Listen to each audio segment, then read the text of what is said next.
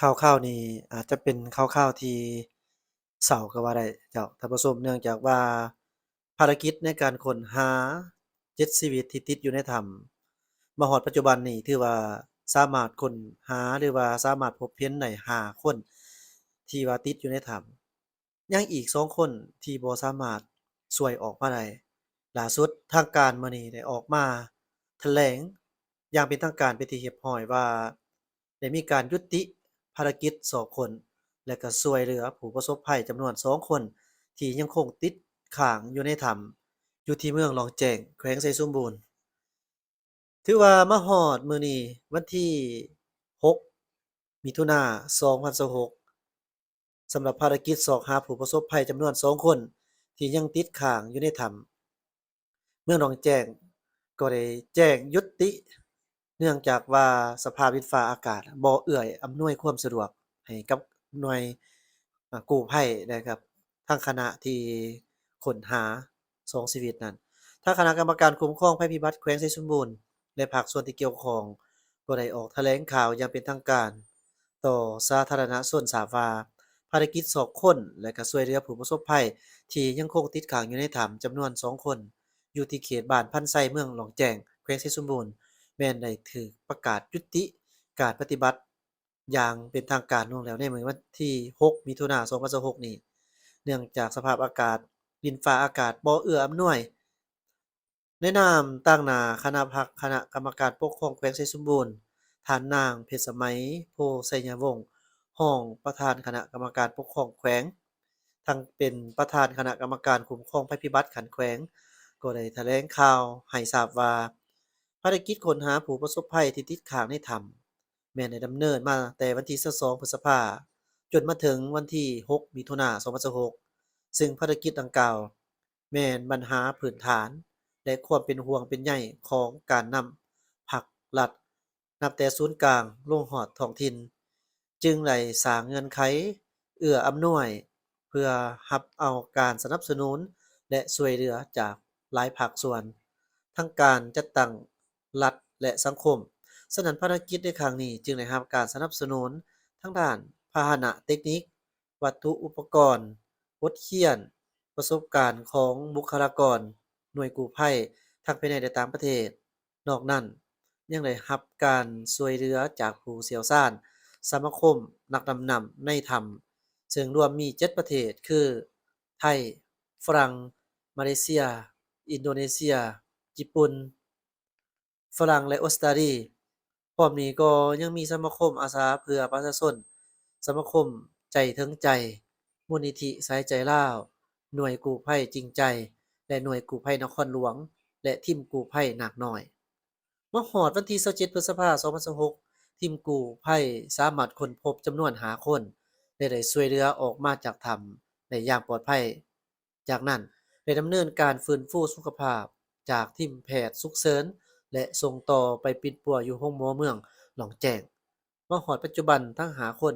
มีสุขภาพแข็งแรงและปกติดีภายหลังค้นพบหาคนแม้นยังอีก2คนที่ว่ายังติดอยู่ในถ้ำซึ่งทีมกู้ภัยก็ได้สืบต่อวางแผนกะเกียมความพร้อมรอบด้านและดำเนินการสอบค้นตลอดมาจนมาฮอดวันที่6พฤษภาคม2026อิงใส่สภาพตัวจริงเห็นว่ามีหลายปรากฏการณ์ความยุ่งยาก อันใดพาให้การดำเนินการค้นหา2คนดังกล่าวพบอุปสรรคหลายประการเป็นต้นแม่นสภาพดินฟ้าอากาศที่บ่เอื้ออำนวยมีฝนตกหลายในเขตที่มีทีมกู้ภัยให้รู้ว่าปรากฏการณ์ทางธรรมศาสตร์ได้มีหลายปัญหาที่เกิดขึ้นเช่นว่าการทรุดตัวลงของหินผาอยู่ปากถ้ำภายในถ้ำมีหินทรายอัดตันแล้วถ้ำ อาจเกิดจากการไหลสุของน้ำฝนในบริเวณถ้ำถึงว่าทีมกู้ภัยจากหลายภาคส่วนจะมีความพยายามเพื่อสองคนและกอบกู้เอาทั้งสองคนออกมาจากถ้ำแต่ก็มีความเสี่ยงต่อความปลอดภัยของทีมกู้ภัยฉะนั้นผ่านการจัดตั้งผ่านการประเมินของผู้เชี่ยวชาญและการปรึกษาหารือเป็นเอกภาพของคณะรับผิดชอบจึงเห็นควรยุติการปฏิบัติการอยู่ในภายในถ้ำ เพื่อความปลอดภัยฉะนั้นในนามประธานคณะกรรมการปกครองคุ้มครองภัยพิบัติแขวงไชยสมบูรณ์เพิ่นจึง ได้ตั้งหน้าให้ทั้งพรรคและรัฐบาลแต่ละขันแสดงความเสียใจต่อญาติพี่น้องทั้งสองครอบครัวที่สูญหายในครั้งนี้และพร้อมกันนั้นก็ได้แสดงความขอบใจมายังการจัดตั้งภาครัฐแต่ศูนย์กลางโลกของท้องถิ่นที่ว่าได้ให้ความเป็นห่วงเป็นใยและให้ทิศชี้นำการดำเนินภารกิจค้นหาแต่ต้นตลอดมาเพิ่นก็ขอบใจมายังทีมกู้ภัยทั้งภายในและก็ต่างประเทศที่ได้เสียสละสุมถูกกำลังแห้ง วัตถุอุปกรณ์ต่างๆ เข้าในภารกิจค้นหาในครั้งนี้และเพิ่นขอขอบใจนำภาคส่วนทุกภาคส่วนในสังคมที่ได้สนับสนุนให้การช่วยเหลือเอื้ออำนวยความสะดวกในภารกิจในครั้งนี้นี่ถือว่าเป็นข้อมูลจากทีมนักข่าวโทรภาพแขวงไชยสมบูรณ์ประจำภาคสนามเพิ่นเองก็ได้ให้ข้อมูลเกี่ยวกับแบบนี้เดี๋ยวท่านผู้ชมเรามาเบิ่งเกี่ยวกับการแถลงข่าวของทางการเด้อเจ้า เจ้าก่อนอื่นขอเฮียนการนำผักลัดพนักงานทหารตำรวจนักธุรกิจผู้ประกอบการตลอดฮอดพ่อแม่ประชาชนที่นับถือและฮักแพงข้าพเจ้าต่างหน้าให้แก่คณะพักคณะกรรมการปกครองแขวงไชยสมบูรณ์ในนามประธานคณะกรรมการคุ้มครองภัยพิบัติขั้นแขวงขอแถลงข่าวเกี่ยวกับภารกิจการค้นหาผู้ประสบภัยที่ติดค้างอยู่ในถ้ำเขตบ้านพันไซเมืองลงแจ้งแขวงไชยสมบูรณ์ซึ่งเริ่มปฏิบัติงานมาแต่วันที่22พฤษภาคม2026เวียงงานการค้นหาเพื่อกอบกู้เอาผู้ประสบภัยก็ถือว่าครั้งนี้แมนบนพื้นฐานความเป็นห่วงเป็นใยความเอาใจใส่จากการนำภาครัฐทุกภาคส่วนเนาะตลอดศูนย์กลางลงฮอดท้องถิ่นจึงได้สร้างเงื่อนไขเอื้ออำนวยความสะดวกเพื่อการรับการสนับสนุนการช่วยเหลือจากทุกภาคส่วนเข้ามาร่วมในการช่วยเหลือการปฏิบัติงานในครั้งนี้ฉะนั้นภารกิจครั้งนี้พวกเราได้รับการสนับสนุนช่วยเหลือทางด้านพาหนะเทคนิควัตถุอุปกรณ์บทเรียนประสบการณ์ของบุคลากรจากภาคส่วนต่างๆเป็นต้นแมนสมาคมอาสาเพื่อประชาชนลาวสมาคมใจถึงใจมูลนิธิสายใจลาวหน่วยกู้ภัยจริงใจหน่วยกู้ภัยนครหลวงหน่วยกู้ภัยนาคน้อยนอกจากนั้นพวกเขาจึงได้รับการสนับสนุนการช่วยเหลือเพื่อเขามาช่วยเหลือในการกอบกู้ผู้ประสบภัยครั้งนี้โดยเฉพาะต้นโตในเบื้องต้นก็เป็นทีมงานหน่วยกู้ภัยจากราชอาณาจักรไทยเนาะซึ่งมี3ภาคส่วนคือสมาคมกู้ภัยจากเมตตาธรรมแล้วก็สมาคมสายทานและสมาคมบึงการเนาะโศกกามเนาะได้ให้การสนับสนุนเข้ามาช่วยเหลือแล้วนอกจากนั้นก็พวกเขาก็ได้รับการช่วยเหลือจากสมาคมนักดำน้ำถ้ำลบเนาะซึ่งรวมมี7ประเทศคือประเทศไทยประเทศอินโดนีเซียมาเลเซียญี่ปุ่นออสเตรเลียฟินแลนด์และประเทศฝรั่งเศสเนาะเข้ามาให้การสนับสนุนในการปฏิบัติงานในครั้งนี้ทีมงานกู้ภัยจากหลายภาคส่วนเนาะก็ได้มีการประสานสมทบเนาะปรึกษาหารือและกำหนดแผนการเคลื่อนไหวซึ่งได้ประเมินจากข้อมูลตัวจริงและการประเมินสถานการณ์ตัวจริงเนาะจากนั้นก็ได้ดำเนินการจะตั้งปฏิบัติในการกู้ภัยและตกมาฮอดวันที่27เดือนพฤษภาคม2026นี้เนาะก็ถือว่าสามารถค้นพบผู้ประสบภัยได้5คนเนาะและปัจจุบันก็ถือว่าได้เอามาดำเนินการรักษาฟื้นฟูสุขภาพเป็นปัวสุขภาพและมาฮอดปัจจุบันทั้ง5คนก็ถือว่าสุขภาพแข็งแรงเป็นปกติภายหลังที่ค้นพบ5คนนั้นแล้วเนาะทางทีมงานกู้ภัยและการจะตั้งทุกภาคส่วนของพวกเราก็ยังได้สืบโตแผนการในการซอกคนอีก2คนที่ยังติดค้างอยู่ในถ้ำมาถึงวันที่6นี้เนาะอิงใส่สภาพการตัวจริงเห็นว่ามีหลายปรากฏการณ์เป็น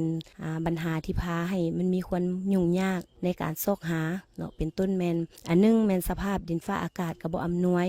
มีฝนตกหลายอยู่ในบริเวณดังกล่าวนี้เนาะถึงว่าแมนพวกเขาจะได้มีการเร่งสูบน้ำแต่ก็ปรากฏว่าระดับน้ำก็บ่ลดลงเท่าที่ควรนอกจากนั้นก็อิงใส่การวิเคราะห์ของเชี่ยวชาญทางด้านธรณีศาสตร์ของทีมงานกู้ภัยก็ให้ฮู้ว่าหินผาที่บริเวณปากถ้ำนี่มีท่าเอียงที่จะสุดตัวลงแล้วพร้อมกันนั้นปรากฏมีตะโกนหินทรายและหินอัดตันอยู่บริเวณถ้ำอันนี้ก็เห็นว่าเป็นปัญหาหนึ่งที่อาจเป็นความเสี่ยงในการดำเนินภารกิจการค้นหาต่อไปถึงแม้ว่าทีมกู้ภัยและการจะตั้งทุกภาคส่วนเนาะยังมีความเอาใจใส่มีมนจิตอดทนมีความบุกบืนห้าวหันตัดสินใจสูงแล้วก็ตามแต่ผ่านการปรึกษาหารือเป็นเอกภาพกันแล้วมาฮอดปัจจุบัน แม่นพวกเฮาเห็นว่าจะต้องได้มีการยุติการปฏิบัติงานอยู่ในขอบเขตบริเวณในถ้ำจะอิงใส่การประเมินสถานการณ์และก็การกำหนดแผนในการจะตั้งปฏิบัติต่อไปซึ่งทิศทางในการจะตั้งปฏิบัติที่จะมีทายเอียงดำเนินการไปได้ดีคือแนวใดนั้นเนาะต่อไปขอเชิญทางทีมงานกู้ภัยพวกเฮาให้คำเห็นเนาะชี้แจงเจ้าครับจากการที่เราได้เข้าสำรวจในครั้งหลังนะครับจากที่มีฝนตกชุกนะครับก็พบว่ามีมวลน้ำได้เข้ามาในโถงถ้ำนะครับแล้วก็มีการชะดินชะหินทรายนะครับเข้าไปในจุดที่ผมดำน้ำเองนะครับทำให้เกิดการตื้นเขินของจุดดำน้ำทำให้การลงไปของผมเนี่ยมันยากขึ้นแล้วก็เกิดความแคบมากขึ้นนะครับเราก็เลยตัดสินใจออกมาก่อนนะครับแล้วก็พบว่าอันดับต่อไปเนี่ยทางทีมงานเราเนี่ยมีการเข้าไปแล้วพบว่าทางปากถ้ำเนี่ยมีการเคลื่อนตัวเล็กน้อยของตัวหินนะครับเราก็ได้เชิญผู้เชี่ยวชาญด้านธรณีวิทยานะครับเข้ามาประเมินความปลอดภัยของตัวปากถ้ำซึ่งเป็นหินปูนทั้งหมดนะครับก็พบว่าในก่อนหน้านี้เนี่ยมันมีการ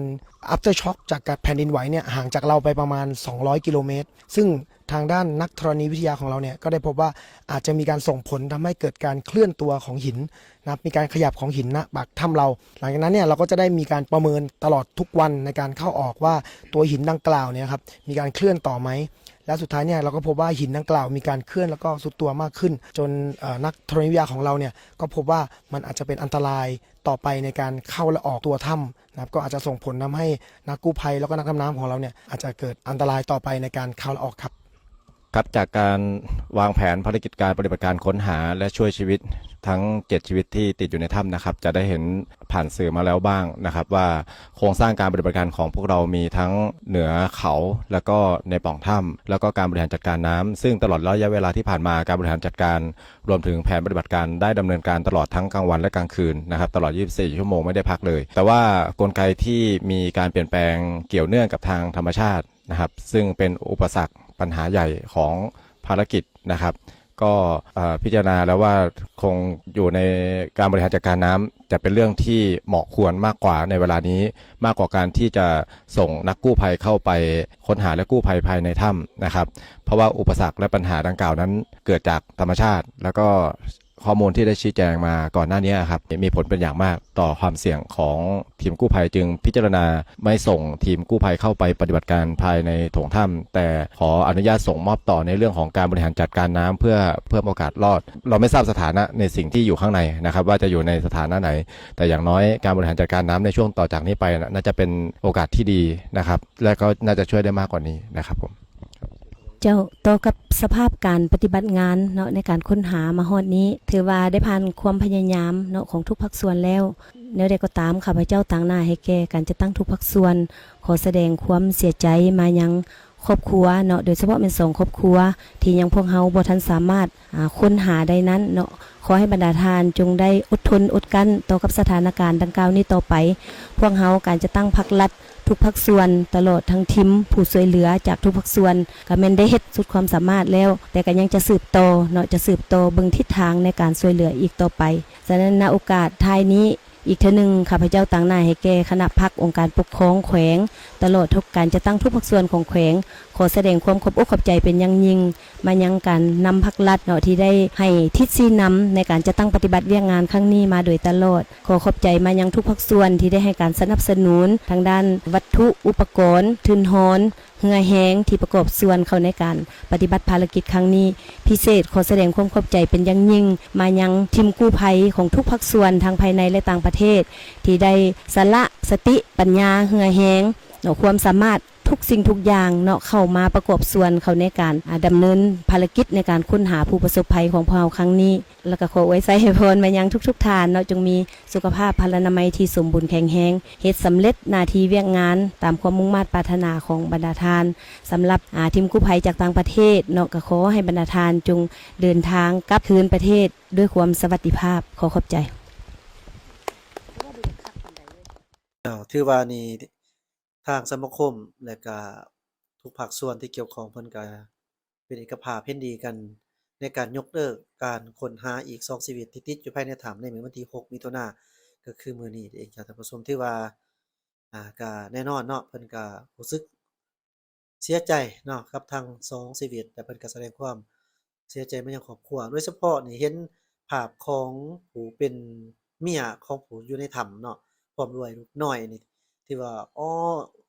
อุ้มกอดกันมาเนาะเพื่อรอท่าให้ทั้งพ่อทั้งผู้เป็นผัวนี่กลับเอาคืนออกมาตั้งแต่มื้อเริ่มต้นพู้นน่ะจนมาฮอดมื้อวันที่6มื้อสุดท้ายแต่ว่าบ่สามารถประสบความสำเร็จในการค้นหาอันนี้ก็ถือว่าเห็นภาพนี่แล้วก็รู้สึกสะท้อนใจเนาะ ถึงจั่งใดก็อยากขอให้ปาฏิหาริย์มันเกิดขึ้นเนื่องจากว่าทีมกู้ภัยก็ยกเลิกเนาะยกเลิกด้วยเหตุผลต่างๆเช่นว่าความปลอดภัยของทางกู้ภัยแล้วก็ทีมงานทุกๆคนเนื่องจากสภาพดินฟ้าอากาศมันบ่เอื้ออำนวยความสะดวกอันนี้ก็ขอแสดงความเป็นห่วงเป็นใยนำครอบครัวและก็2ชีวิตที่อยู่ในถ้ำหั้นด้วยเจ้า